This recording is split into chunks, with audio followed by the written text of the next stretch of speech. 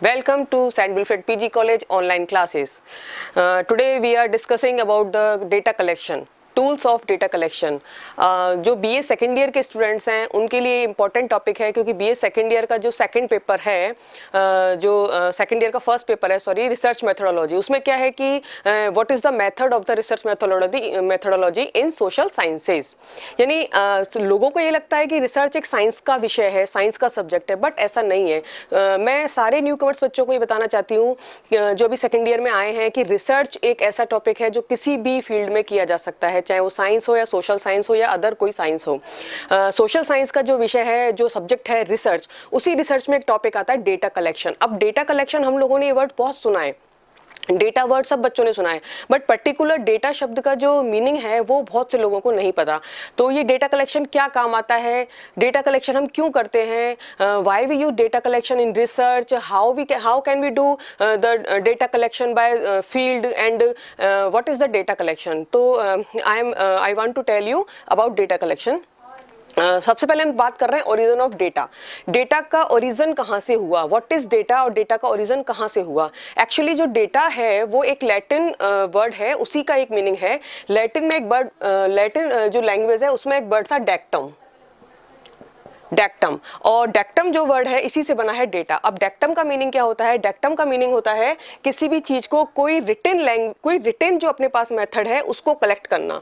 ठीक है, जैसे कि आपने देखा होगा जितने भी हिस्टोरियंस होते हैं उनके पास सोर्सेज होते हैं इंफॉर्मेशन कलेक्ट करने के। तो जो रिटन इन्फॉर्मेशन होती है उन इन्फॉर्मेशन को अपन मैन्यूस्क्रिप्ट में या कॉइन्स में या इस तरह के जो हिस्टोरियन जो छोटी छोटी चीज़ों से जो अपनी नॉलेज गेन करते थे या मैटर कलेक्ट करते थे, जो इसको अपन रिटन डॉक्यूमेंट कह सकते हैं, तो उसी को डेक्टम जो लैंग्वेज है इसको रिटन डॉक्यूमेंट कहते हैं। अब रिटन डॉक्यूमेंट जो लैटिन लैंग्वेज है उसमें डेक्टम बोला जाता है, मींस रिटन डॉक्यूमेंट्स, लेकिन इंग्लिश में इसको बोला जाता है डेटा। डेटा का मतलब होता है फैक्ट्स, फैक्ट्स मतलब तथ्य, तथ्य का मतलब क्या होता है, व्हाट इज द फैक्ट।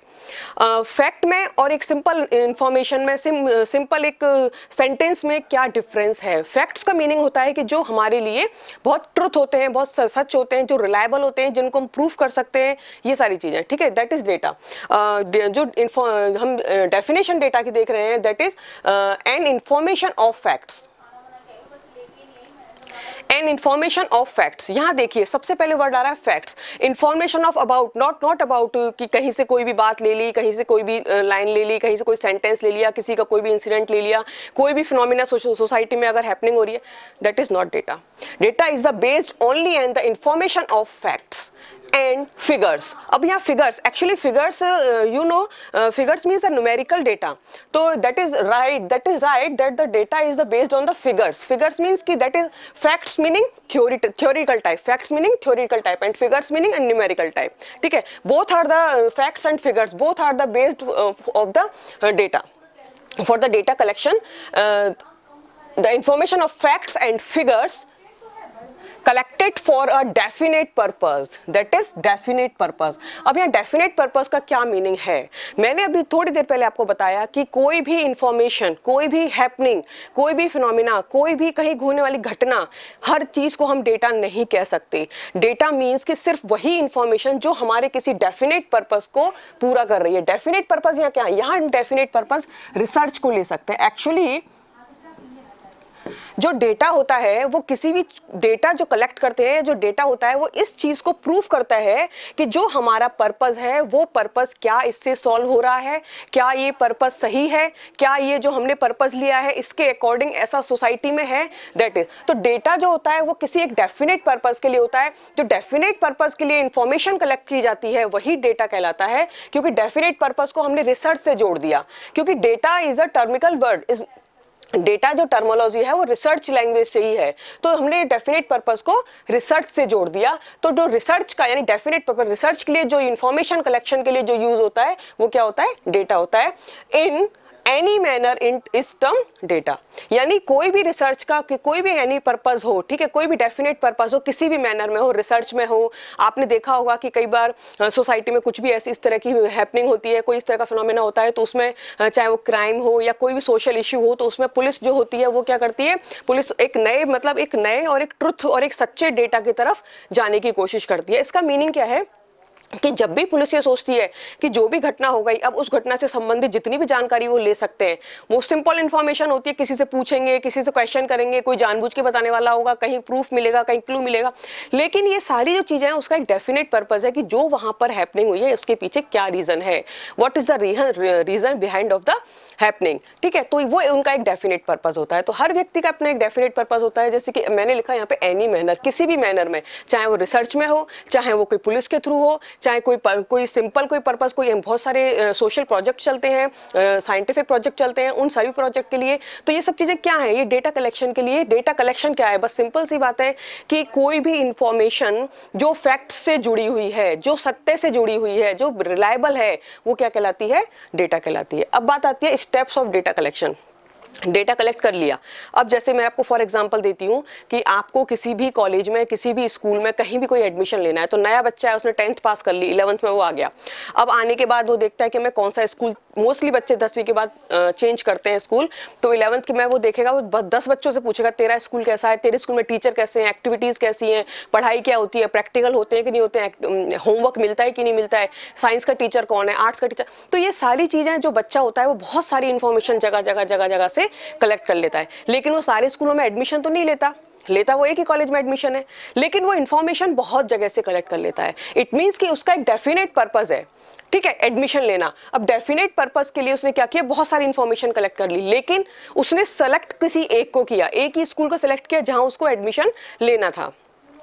ठीक है, अब बात आती है कि वो सिलेक्शन करता किस बिहाफ पे, ऐसा क्या कोई स्केल है, ऐसा क्या कोई पैमाना है, कोई ऐसा मापदंड है जिस पे वो रख देता है सारी इंफॉर्मेशन और जाकर के उसको रिजल्ट निकल आता है। तो वही चीज है, हम जब डेटा कलेक्ट कर रहे होते हैं और जब तक हम डेटा को कितना हमारे लिए इंपॉर्टेंट है या नहीं है, वहां तक पहुंचने के लिए हमारे पास कुछ स्टेप्स हैं, तो जिनको हम बोलते हैं स्टेप्स ऑफ डेटा कलेक्शन।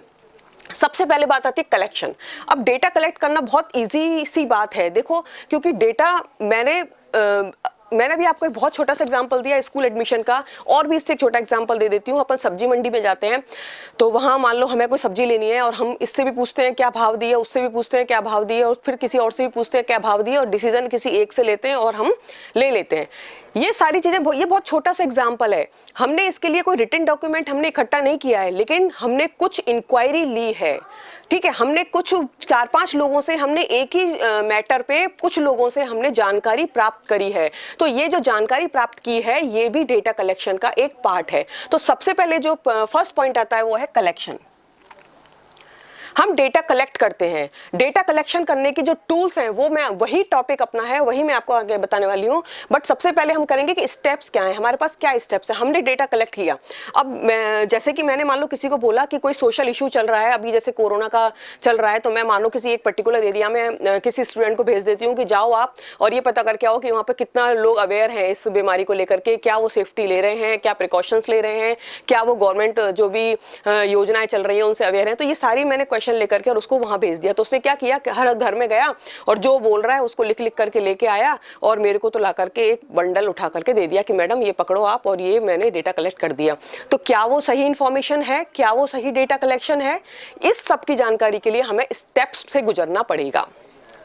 तो डेटा कलेक्शन किया। अब डेटा कलेक्शन में एक बात आती है रॉ डेटा। जो भी डेटा हम कलेक्ट करते हैं वो सबसे पहले रॉ डेटा मान के चलते हैं। अपन बिल्कुल नहीं मान के चलते हैं कि ये डेटा पूरी तरह से सही है, पूरी तरह से, मैं बार बार बोल रही हूँ पूरी तरह से। इट मींस कि ये पूरी तरह से गलत भी नहीं है तो पूरी तरह से सही भी नहीं है। तो हमने क्या किया, रॉ डेटा, हम कलेक्शन, जो डेटा का कलेक्शन हुआ है इसको हम रॉ डेटा मान के चलते हैं। रॉ डेटा का मतलब होता है जो एक अरेंजिंग फॉर्म में नहीं है, जो एक पर्टिकुलर जिसको हम पूरी तरह से सही नहीं कह सकते। अब रॉ डेटा को हमने 2 पार्ट में डिवाइड किया, यूजफुल डेटा और यूजलेस। कुछ चीजें तो ऐसी होंगी जिसमें वो डेटा कोई मतलब का नहीं होगा, उस डेटा में सब कुछ जरूरी नहीं है कि जो जिस पर्पज से हमने डेटा कलेक्ट किया है वो पर्पज हमारा सॉल्व हो रहा हो। मैंने आपको बात पहले ही बोला है कि डेफिनेट पर्पस, जब तक हमारा पर्पस उस इंफॉर्मेशन से सॉल्व नहीं होता वो डेटा हमारे लिए यूजलेस होता है। समझ में आया? तो यूजलेस और यूजफुल। यूजलेस डेटा वो है जो हमारे कोई मतलब का नहीं है, इसको तो हमने उठा करके अलग कर दिया। अब बात आती है यूजफुल डेटा। यूजफुल डेटा, अब ये यूजफुल डेटा हमारे लिए कैसे है, जो हमारे पर्पस को सॉल्व कर रहा है, जो हमने हमारी क्वेरी से सॉल्व किया है। हमारी क्वेरी है किसी भी पर्पस को लेकर के, कोई भी टॉपिक को लेकर के, जो हमारा विषय है, जिस सब्जेक्ट के लिए हमने डेटा कलेक्ट किया है, अगर वो डेटा उस सब्जेक्ट की इंपॉर्टेंस को देखते हुए इंपॉर्टेंट है, डेटा इंपॉर्टेंट है, दैट इज यूजफुल डेटा। तो यूजफुल डेटा जो होता है वो हमारे लिए क्या होता है, इंपॉर्टेंट इंफॉर्मेशन डेटा। तो ये डेटा हमारे लिए इंपॉर्टेंट है और ये डेटा ही हमारे आगे काम आएगा। अब हमने सबसे पहले क्या किया, कलेक्शन किया, रॉ डेटा को इकट्ठा किया, उसको अलग कर दिया, जो यूजलेस है, जो हमारे काम का नहीं है, उसको अलग किया, और यूजफुल जो डेटा है, इस यूजफुल डेटा को हमने इंपॉर्टेंट डेटा हमारे लिए हो गया। आफ्टर देन ऑर्गेनाइजेशन, कलेक्शन के बाद आता है ऑर्गेनाइजेशन। जो हमारे लिए यूजफुल डेटा था, इस यूजफुल डेटा को हमने एक्चुअली अभी हमने यूजफुल और यूजलेस सिर्फ एक नजर से निकाला है कि ये हमारे टॉपिक के लिए रिलायबल है कि नहीं, ठीक है। अब हमने क्या किया, उसको ऑर्गेनाइज किया। जो हमारे पास डेटा है, जैसे कि हमने डेटा जो भी लिया है उसको या तो सोसाइटी वाइज या sector wise, place wise, age wise, gender wise, qualification wise, जो भी हमारा विषय है, जो भी हमारा टॉपिक है, जो हमारा सब्जेक्ट है, जो हमारी प्रॉब्लम है, जो हमारा इश्यू है, उस इश्यू के रिगार्डिंग हम उसको, जितने भी हमारे इश्यू जो होते हैं सब इश्यूओं में हमने उसको डिवाइड किया और अपने जो डेटा को उसको ऑर्गेनाइज किया, एक ऑर्गेनाइज फॉर्म में रखा। उस डेटा को हमने एक बहुत पर्टिकुलर तरीके से पढ़ा। उसके बाद आता है प्रेजेंटेशन। अब ये प्रेजेंटेशन क्या होता है भाई, डेटा आ गया, उसको हमने एक बहुत पर्टिकुलर तरह से मैनेज कर लिया, लगा लिया, भाई ये इस तरह का है, ये पूरा हमने हमारे टॉपिक से रिलेटेड है। अब प्रेजेंटेशन, जो हमारे क्वेश्चंस थे, जो हमारी क्वेरी थी सोसाइटी से, क्या वो क्वेश्चन के हमको जो आंसर मिले हैं क्या वो सही हैं, क्या वो इस तरह से प्रेजेंट हो रहे हैं कि हमारा डेटा पर्टिकुलर कहलाए, तो उसका प्रेजेंटेशन होता है। तो डेटा जो हमने लिया है, data as a written form में भी होता है और अनरिटन फॉर्म में भी होता है, वो मैं आपको टूल्स जब अपने आएंगे तब मैं उसको बताऊंगी। तो प्रेजेंटेशन का मतलब है कि डेटा जो हमने कलेक्ट किया है उसका प्रेजेंटेशन हम करते हैं, उसको एक कैटेगरी में अलग अलग डिवाइड करके और रखते हैं। उसके बाद आता है एनालिसिस। एनालिसिस का मतलब क्या होता है, एनालिसिस का मतलब होता है जो हमारे पास डेटा है उसको मैंने एनालिसिस किया कि कितना परसेंट सही है। एनालिसिस में हम इसकी रियलिटी को हम चेक करते हैं कि कितना परसेंट ये डेटा सही है। भाई हमने यूजफुल तो है हमारे लिए, ये तो हमने पहले ही अलग कर लिया था, अरेंज भी कर लिया, प्रेजेंट भी कर लिया, अब ये कितना परसेंट सही है ये हमें सिर्फ एनालिसिस से ही पता लग सकता है। एक्चुअली इन सब की भी टूल टेक्निक्स होती हैं लेकिन वो अभी आपके सिलेबस से दूर है, इसलिए हम सिर्फ यही पढ़ेंगे स्टेप्स ऑफ कौन कौन से स्टेप्स होते हैं। ओके, तो एनालिसिस ऑफ डेटा, डेटा को एनालिसिस किया, उसकी रियलिटी को चेक करने के लिए हमें डेटा को एनालिसिस करना होता है। उसके बाद आता है इंटरप्रिटेशन। इंटरप्रिटेशन को हिंदी में बोलते हैं विवेचना। विवेचना का मतलब क्या होता है कि जो एनालिसिस करने के बाद जो हमारे पास रिजल्ट आ गए, उन सभी रिजल्ट्स को हम, कुछ लोग जो भी टीम मेंबर्स होते हैं, वो जो इन्वेस्टिगेटर होता है या इन्वेस्टिगेटर के साथ साथ जो भी उसके टीम मेंबर होते हैं, बैठ करके उस पर इंटरप्रिटेशन करते हैं कि क्या ये डेटा रिलायबल है, क्या ये डेटा सही है, ये डेटा किस टाइप से है, ये डेटा हमारे लिए कितना इंपॉर्टेंट है, एवरीथिंग। ठीक है, तो इंटरप्रिटेशन करने, अब इतनी सारी स्टेप से गुजरने के बाद जो डेटा हमारे पास आता है वो हमारे लिए एक इंपॉर्टेंट डेटा होता है, इंफॉर्मेशन डेटा होता है। उस डेटा पर काम करके हम अपने पर्पस को सॉल्व कर सकते हैं। ठीक है, अब अगला यहाँ इसके स्टेप्स के बाद आता है टाइप्स ऑफ डेटा।